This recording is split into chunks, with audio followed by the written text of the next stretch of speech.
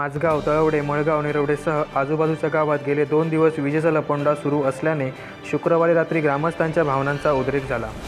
ग्रामस्थांचे रौद्ररूप बघून शनिवारी सकाळी विद्युत विभागाचे अधीक्षक अभियंता चंद्रशेखर पाटील यांना सावंतवाडीत बोलावण्यात आले होते।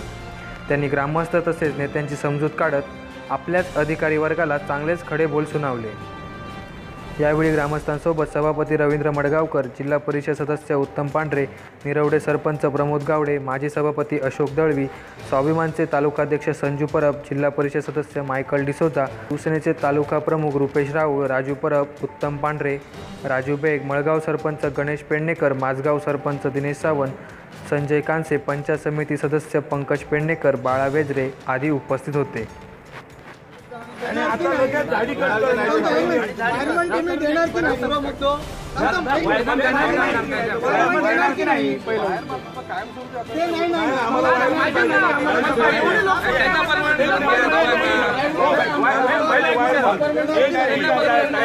वायरमन आणि देणार की नाही सांगू शकत नाही, मग कायमस्वरूपी आमच्याकडे बिल पण भरून घ्यायचं नाही। एक पण तुमचा माणूस फिरणार नाही, चालेल तुम्हाला जाऊन धाड टाकायची ते कुठे आहेत काय आहेत हे करायला नको। दारू पीत बसलेले आहेत, तुम्हाला माणसं धरून देतो हे करत असताना माणसं धरून देतो तुम्हाला। मन झोपतात 8 दिवसात या सगळ्या ग्रामपंचायतीला ते तर सांगतो। शिवाय आपले जे आता नाही ग्रामपंचायतीला व्हिजिट साहेब देण्यापेक्षा मासिक मीटिंग असते ग्रामपंचायतीची, त्या मासिक मीटिंगला त्या माणसाने उपस्थित राहायचं।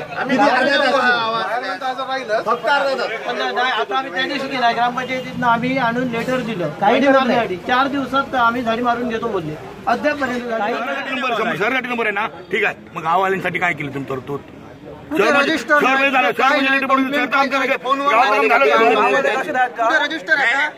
गावातलं बिल घेत नाही, घेतात ना गावातलं बिल, त्याला टोल फ्री नंबर हे कारण सांगू नका शहरासाठी आहे म्हणून, गावासाठी काय केलंय? बरोबर, गावातले आदिवासी लोक काही आधी पुन्हा आता इथून जाण्यापूर्वी पुन्हा सांगतो, तुम्ही तुमच्या गाडीत बाजूला सेक्शन ऑफिसर बसवणे, समोर एक लाईन स्टाफ राहील, यांचा फिडर फिरायचा, जिथे जिथे लागले ते लोकेशन लिहिणे, त्यांचं झालं की लोहारला बसवा, त्याचा स्टाफ बसवा, त्याचं फिडर फिरा, जिथे तुमचे वेली वाढल्यास झाडं टच आहेत ते लोकेशन लिहिणे।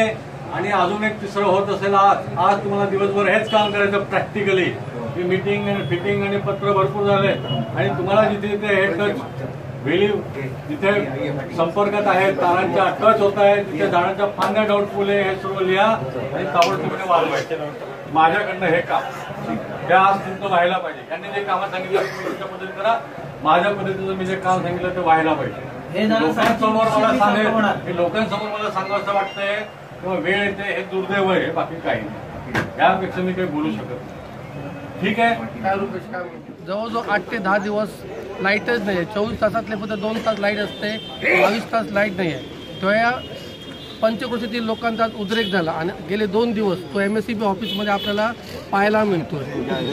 फक्त आज एवढ्यासाठी लोक थांबलेत की कुठेतरी माणुसकी म्हणून, पण यापुढे ही जर कामं नाही झाली तर अधिकारी वर्गांना सर्व ग्रामस्थांनी समज दिलेली आहे की मी आमच्या पद्धतीने तुम्हाला आम्ही धडा शिकवू। जर आम्ही सुद्धा सांगतो, रुपेश राऊळ असतील, मी असेल आणि अन्य सर्वजण असतील, मायकल वगैरे सगळे असतील, सरपंच आहेत आमचे माझगावचे, सर्व पक्षीय इथं लोकांचं काम करताना सावंत तालुक्यात पक्ष बघितला जात नाही। आम्ही सर्वजण एकत्र येऊनच आजपर्यंत काम करत आलेलो आहोत। आम्ही सर्वजण एकत्र येऊन MSEBला आमच्या पद्धतीने धडा शिकवू। त्यांना 4 दिवसाची वॉर्निंग दिलेली आहे। 4 दिवसात जर मान्य नाही झाला तर आजपासून 5व्या दिवशी बहुसंख्येने लोक येतील आणि त्याची जबाबदारी पूर्ण MSEBची आणि पोलीस प्रशासनाची राहील, ती त्यांनी खबरदारी घ्यावी।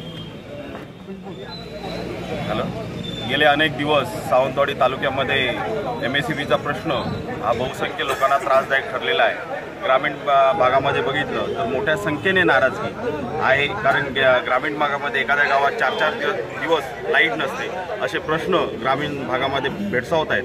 त्यामुळे सावंतवाडीतली जनता जी आहे ती खऱ्या अर्थाने त्रस्त आहे त्या MSEBच्या कारभारावर, आणि त्या अनुषंगाने हा थोडासा उफळलेला कुठेतरी राग कालच्या अनुषंगाने बघायला मिळालं। आणि खऱ्या अर्थाने इथले सर्व सावंतवाडीतले लोकप्रतिनिधी हे नेहमी जनतेला कार्यरत असणारे लोकप्रतिनिधी आहेत. त्याच्यामुळे सर्वपक्षीय इथं आम्ही सगळेजण एकजुटीने काम करत आहोत.